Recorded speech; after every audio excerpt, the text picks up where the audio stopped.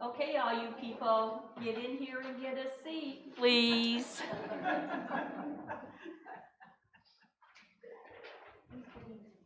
Yes, I mean you.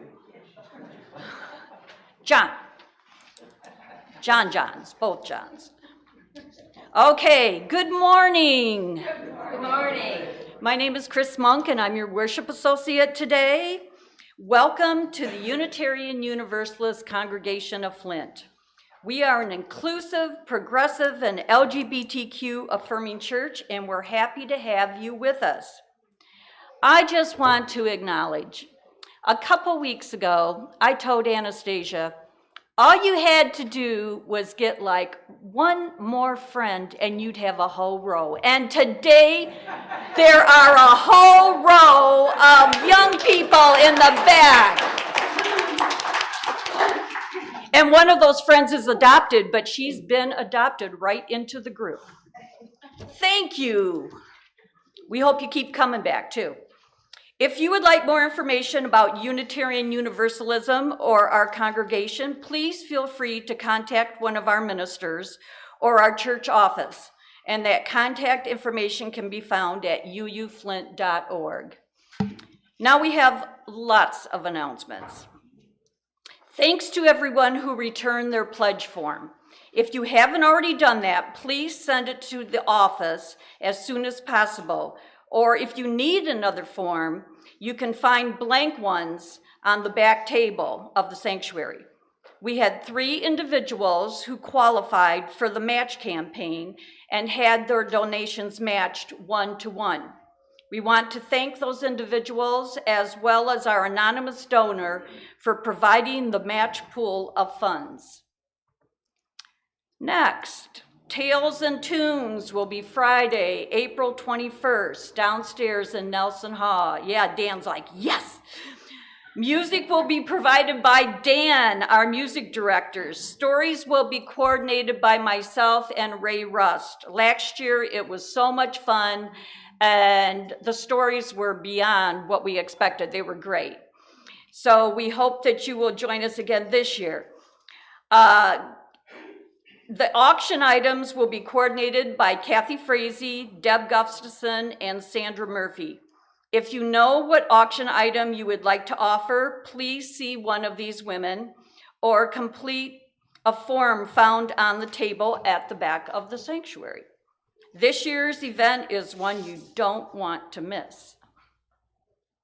Okay, we had a congregational meeting last week, so I think a lot of people left before they remembered to sign up. But Revlynn is starting a Joyful Living email group. If you're interested in making 2023 more joyful, consider signing up for a weekly email which suggests an easy task that's inspired by the Book of Joy to make life more joyful. We can discuss via email, if you like, on how it's going.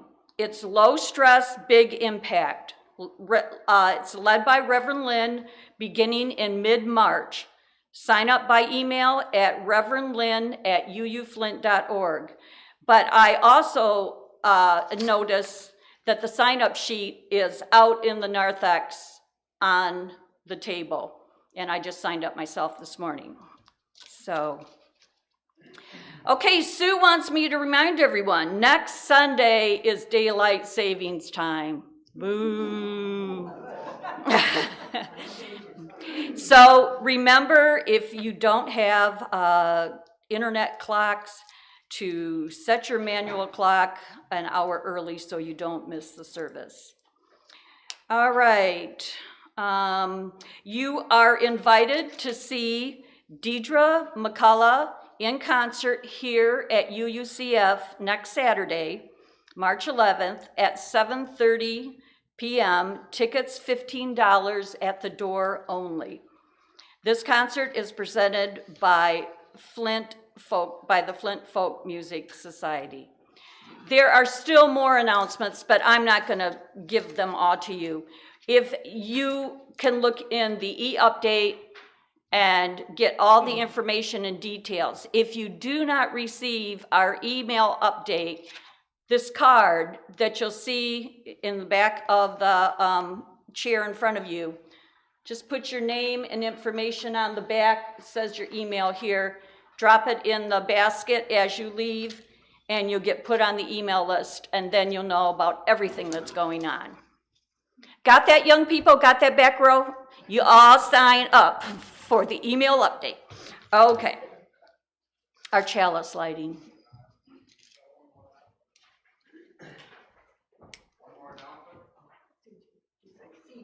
Terry. Okay, we aren't going to do the gun safety laws in Michigan this Sunday. It's going to be, if you are interested in that, see Terry after the service. Gabby Giffords is coming to Lansing again. If anybody, I'll be talking to people after the service. If anyone's interested in joining me, I believe it's on the 15th. I have information with me. Okay, thank you. Fire consumes and casts a bright light. May our chalice flame consume our regrets for the past, our fears about the future, and our worries about today. May it light for us a path of joy and peace. Thank you. Would you please join me in reciting our covenant? Recognizing the richness of diversity, the beauty and wonder of shared worship, and the transforming power of love and service, we gather as a sacred, intentional community to freely seek knowledge and truth, to celebrate the fullness of life, and by our actions to increase goodness and justice. Stand up if you feel like it. Sing out with joy. Number 38, in case you don't know the words.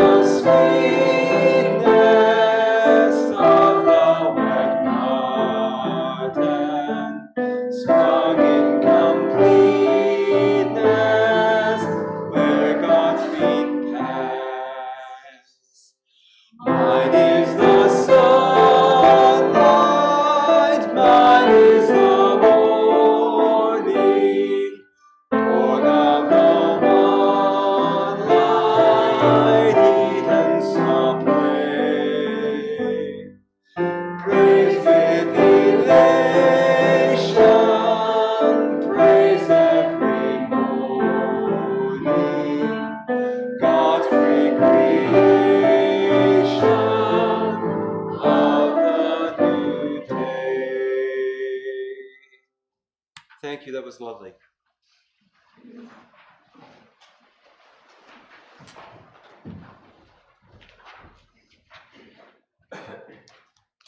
Delight by J.B. Priestley. I have always been delighted at the prospect of a new day, a fresh try, one more start, with perhaps a bit of magic waiting somewhere behind the morning. May you find a little bit here.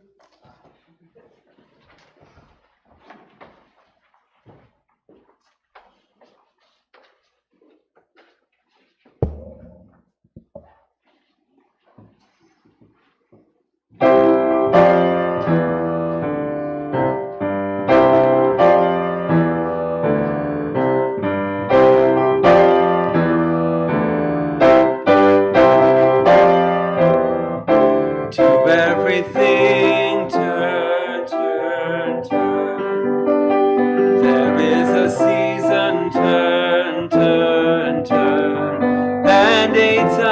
time to every purpose under heaven. Time to be born, a time to die, a time to plant, a time to reap, a time to kill, a time to heal, a time to laugh, a time to weep. To everything turn, turn, turn. There is a season, turn, turn, turn. And a time to every purpose under heaven. A time to build up, a time to break down, a time to dance, a time to mourn, a time to cast away stones, a time to gather stones together.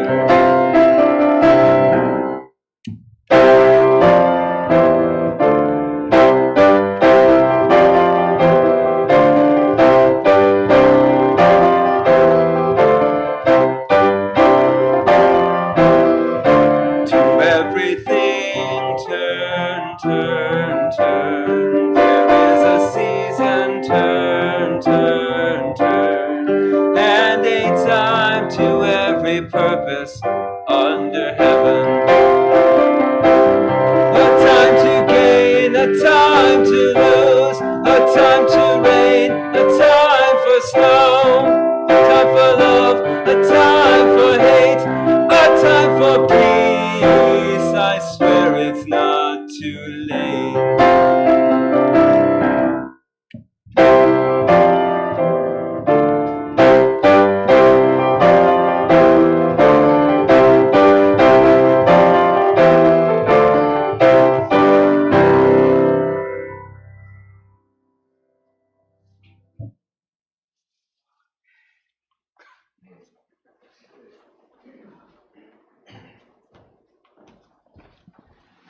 Thank you, Dan. That was wonderful. Seasons. Spring, bring it on.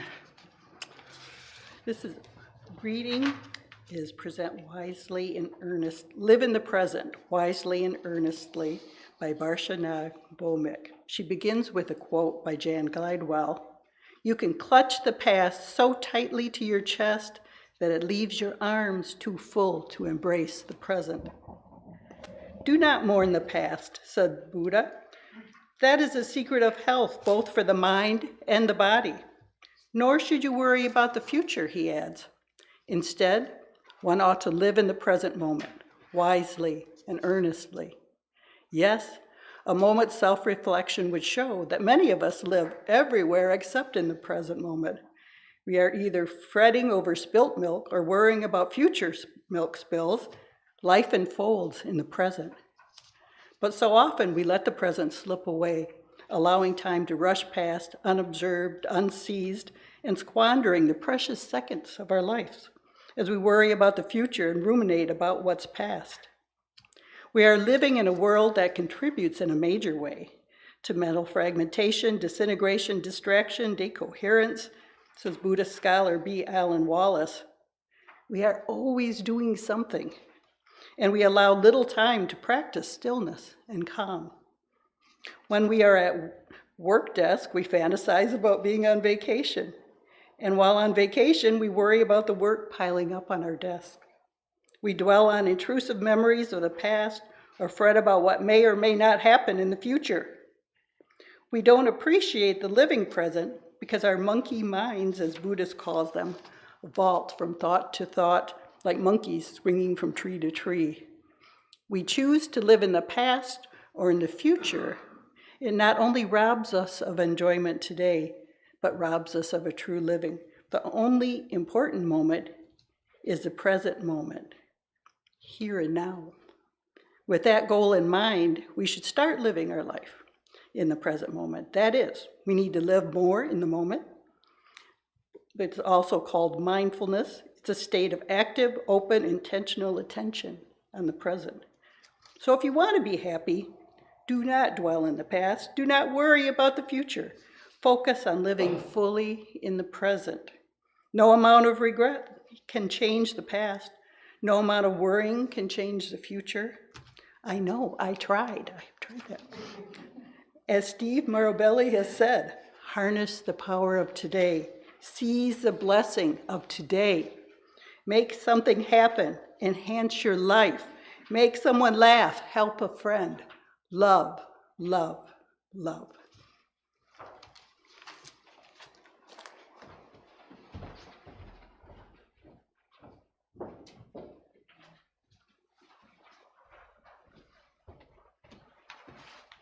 This is the time in our service when we will enter into meditation. In a moment, we will have 1 minute of silent meditation, followed by a spoken meditation, followed by music, and there will be candle lighting then if you choose to. There are candles in the front and in the back, and you can light a candle for joys and concerns or just because you feel like it. In the back, there's also a book where you can write your reason for lighting the candle if you want to share it with everyone else. It will be in the update if you write it down. So now we'll take 1 minute of silence.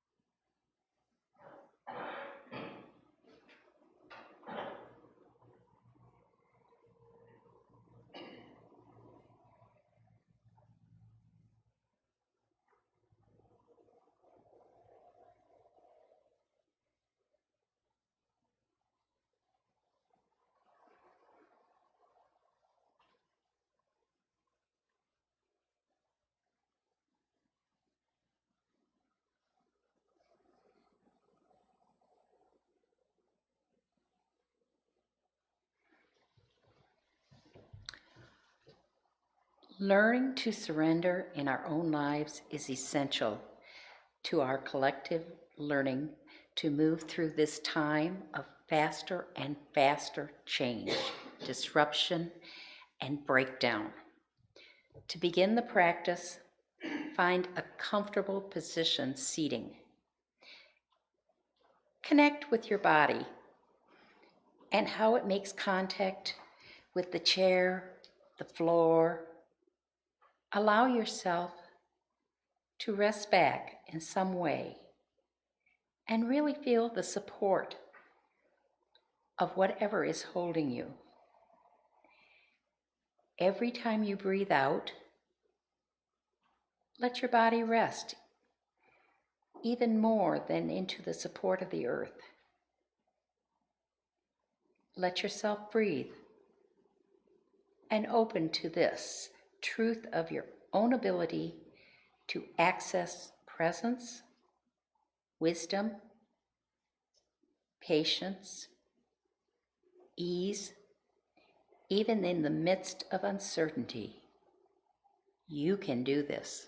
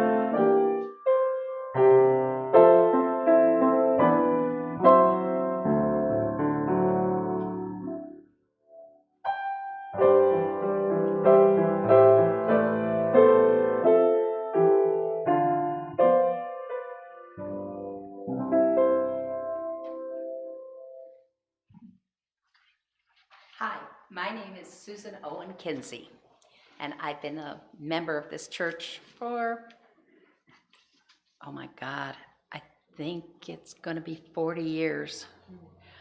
Oh. And one of the traditions of this church is to have a lay-led service about once a month, and that's what this is. Sometimes we have outside speakers. Pretty soon we're going to have one on astronomy and how it connects with our spirituality and amazement. We're going to have some outside speakers come in. But this week, what we're doing is having a service that was already given by another Unitarian minister, and I'm going to read it to you in effect. It goes along with what Revlynn's service was last week about finding the joy in our life. Now, I cannot present anywhere near as well as Revlynn, so please understand that. I'm a kind of a rookie up here. But our service was written by James Ishmael Ford, and if you'd like some more information about him, I have it. He's quite an amazing man. He has walked in the spiritual path for more than 50 years. He's danced with Sufi, studied with Christian mystics, lived with a Buddhist monastery, and eventually was ordained as a Zen priest. And later, he was also ordained as a Unitarian Universalist minister. He taught in Zen centers and in the high pulpits in the New England churches.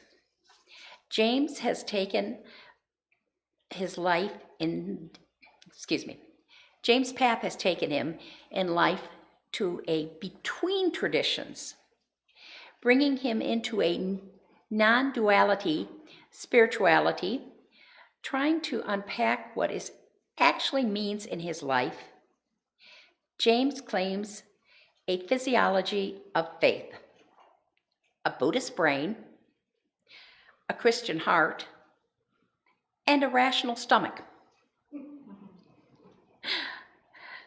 So, with that, we'll start our service. It's already broken, a Buddhist perspective of spring. It was spring. At long last, there was no hint of snow on the ground. It was even warm, sort of. Birds and bugs had at last returned to Milwaukee. So, in the great flush of spring madness, Jan and I decided it was time to barbecue. As I walked to the backyard towards the garage to haul out the old Weber, I glanced at the greening grass at my concrete hoti, and I thought I saw a crack, a really big crack running right through him. "Rats!" I exclaimed, walking over to give him a closer examination. Sure enough, an enormous line was running right from the ground to his neck. The damp and wild extremes of the Midwest winters had finally proven too much. As I realized this, I thought back on how he'd been given to me by John Slofield and the congregation in the Marian Fellowship. When I was leaving to join the fellowship in the Sonoma County, it was hinted that I would be given a Buddha by the congregation, and I'm sort of looking forward to that. But when my friends presented me with the cast iron yard hoti, I felt a wave of disappointment wash over me. Now, hoti, also known as puta, while frequently called the laughing Buddha, is not a Buddha at all. In fact, I've always found it a little annoying because the popular imagination, he frequently is the Buddha, a fat, jolly guy, seen either standing with his hands up in the air or sitting on the ground with one knee up. Hotel always has a wide grin and an even wider stomach. And sometimes The sitting version has children crawling all over him. In fact, Hoti is rather more like Santa Claus. He was an historical Zen monk who wandered from village to village with bags of treats to give children. Santa Claus, right? About the same. Together with the Potajuda, Jozo, God, I'm mispronouncing this stuff, I'm sorry, he is a patron and protector of children in East Asian culture. Although an admirable figure, he is not a Buddha. My Hoti is one of the sitting versions, rather finely detailed, and at this point I'd lived with him for a number of years, and over those years had become quite fond of him. I found it nice to sit with him in the yard and contemplate the birds and the bugs. His weight had become a household joke in our family that had moved a great deal over the last few years. I frequently would say we'd still be hauling him around when Jan and I would retire to the Winnebago. At this point, I realized it wasn't very likely. Surely I knew I would try to patch him up, but I more than suspected his fate had already been written. It was a small disappointment. I can't call it a broken heart, but it certainly was a bruise. I felt the loss of something I had become familiar with and fond of, and with which I associated many memories. Then, as I poured the charcoal into the Weber, I found myself thinking of something Achu-chan Sabuto, the great, I'm not even going to try pronouncing it, meditation master once said about broken glasses. I have it framed in my office. One day, some people came to the master and asked, "How can you be happy in a world of such impermanence? Where can you find protection for your loved ones from harm, illness, and death?" The master held up a glass and said, "Someone gave me this glass, and I really like this glass. It holds my water admirably. It rings when I hit it. See how the sunlight glistens on it? I touch it. I like the feel of it. One day, the wind may blow it off the shelf, or my elbow might knock it from the table. I know this glass is already broken. So I enjoy it incredibly while it's here." This was a season when a number of people I know and care about have lost loved ones. It's always complicated. In very few cases can it be called a good death. There's enough time to draw affairs to a close or to communicate messages to those that need them. And when the time comes, the loved ones are close. Other times, it's not good. Totally unexpected loss. Accidents, blindingly quick illnesses. Sometimes these deaths were marked with the feelings of bitterness, regret, that will never be addressed in any satisfactory way. And so, in that bright spring afternoon, that season of renewal, of rebirth, of hope, I found myself thinking of loss and how precious and precarious things are. This is true of glasses and concrete statues, of pets, lovers, spouses, parents, children, friends. It is very hard to just enjoy it incredibly. But we all must consider the many springs of our lives, the new beginnings, such as this year. I hope we will have a good one at the passing of things, the precious fragility of everything. A single blade of grass, much loved coffee mug, a faded photograph, a quick kiss, all speak of the wonder and transitory of life and death within the interdependent web. There is a beauty and wonder of this existence. And as hard as it can be to face it, the simple truth is that every moment is the only place we will find love, life, and meaning. And I think of this and realize it is time to kiss a child, to pack a lunch and take a walk, to have a conversation I've been meaning to putting off. Perhaps we all should take the opportunity to do such. This is a new season, a new beginning.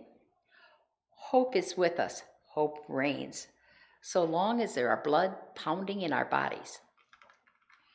And so as we go forth into our world and the year with our human hope burst.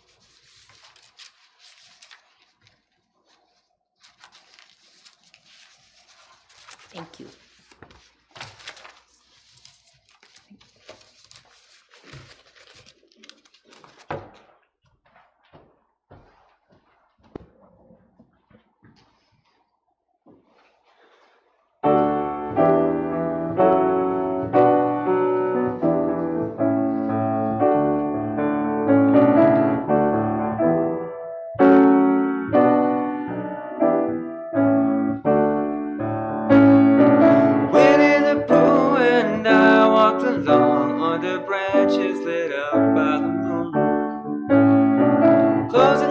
Questions to Owl and Eeyore as the days disappeared all too soon.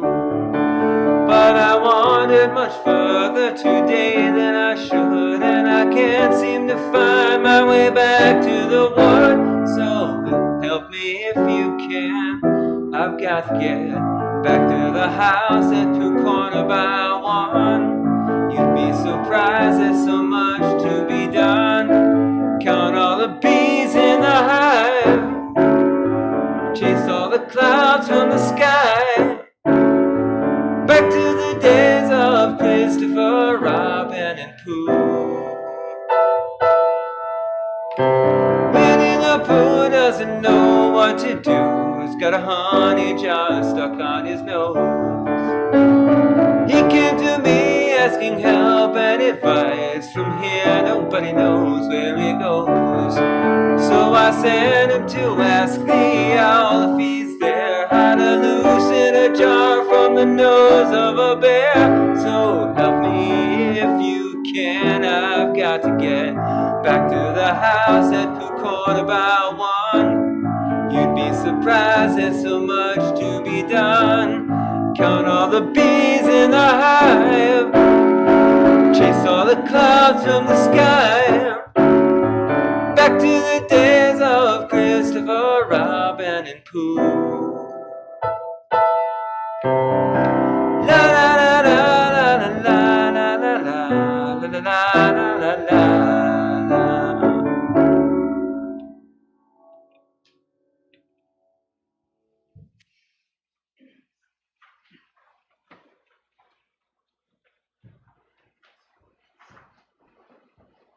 Thanks, Dan. We all love Pooh. This is our time for generosity.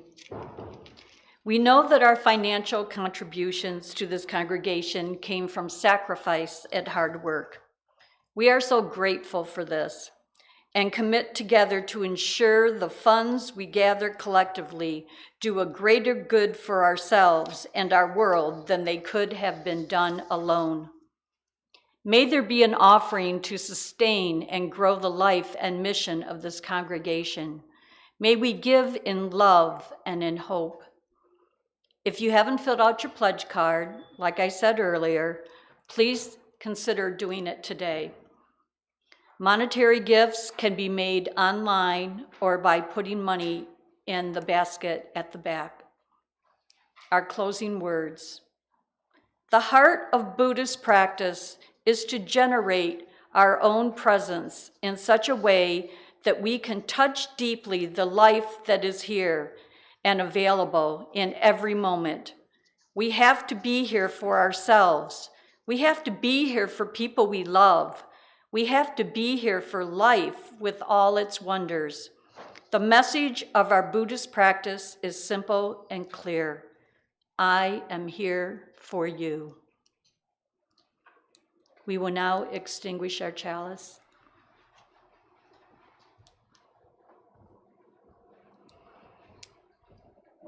We extinguish this flame, but not the light of truth, the warmth of community, or the fire of commitment. These we carry in our hearts until we are together again.